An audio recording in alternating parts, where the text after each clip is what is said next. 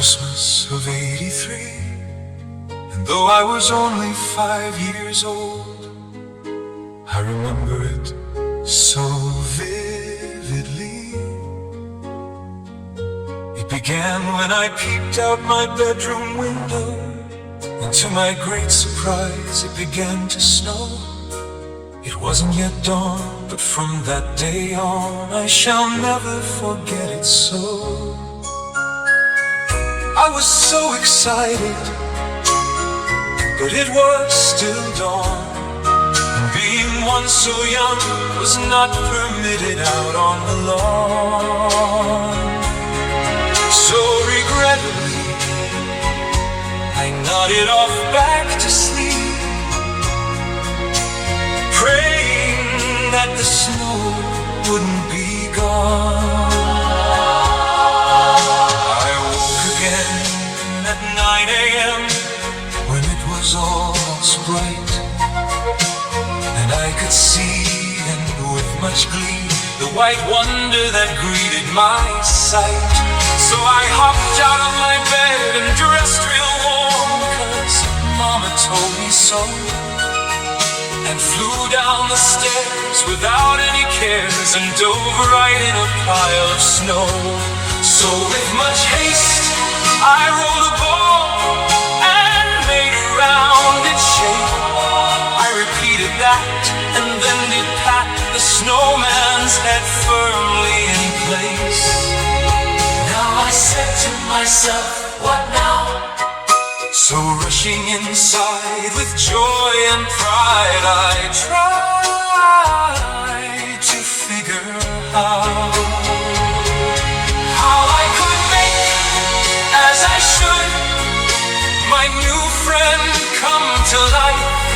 So I grabbed Dad's clothes and his pipe, not bothering Mama, his wife. Eventually, when all was done, I popped Dad's pipe in his mouth, and with his carrot of a nose, I pointed it due south.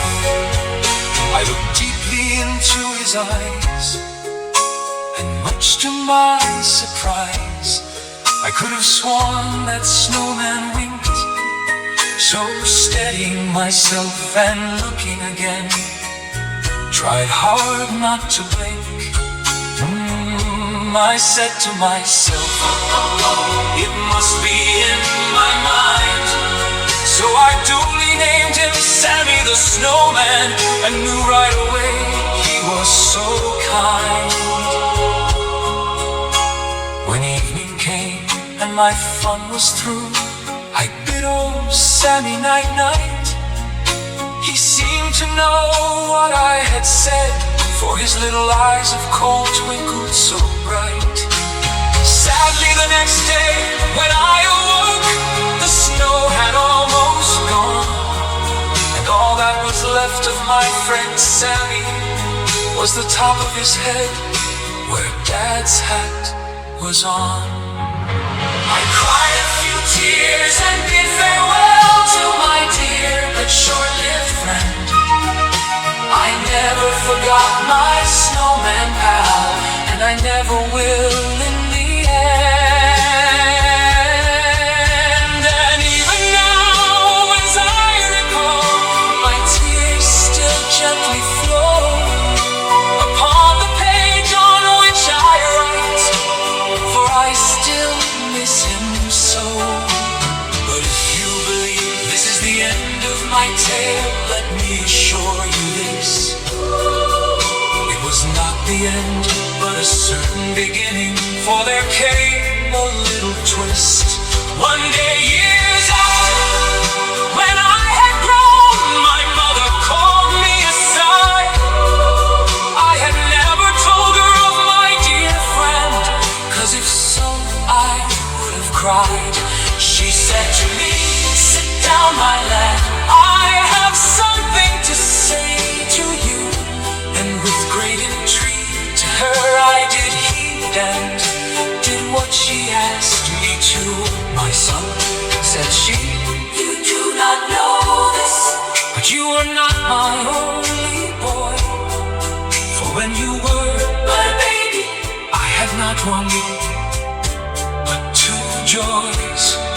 Alas, said she, your dear brother, God took him away from me. But before he did, I decided it being fit to name him Little Sammy. You named him Sammy, I gasped. Yes, said she. Why do you look so surprised? For I recall that years before I gazed into two beautiful eyes. They were the eyes of my friend, that snowman I had made. When in '83, when I was 5, with dear Sammy I played.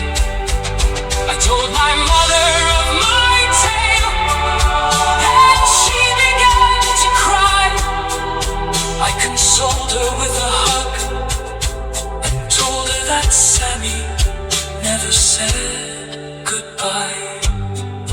For he's always here, but at that special time of year, when the Christmas snow begins to fall, his soul does come and mingle with the little child's snowy ball. So take some heed, dear mother of mine. This world is more than we know. And if you're ever in some doubt, just think of that Christmas snow. Good night, my dear friend and twin brother, Sammy. Your sparkling